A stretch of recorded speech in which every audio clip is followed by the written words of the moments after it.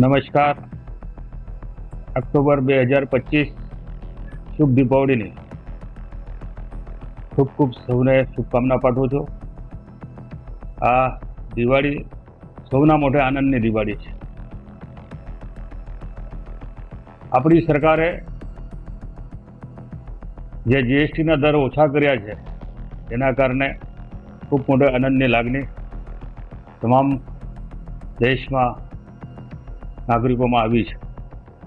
આજે ખરીદી કરવા જઈએ છે ત્યારે જે સામગ્રી પર જીએસટી ઓછી થઈ છે એના કારણે ખૂબ રાહત થઈ છે ને દરેકને લાગી રહ્યું છે આપણા ઘરમાં હવે આ શુભ દીપાવળી આપણને આનંદ લાવી છે.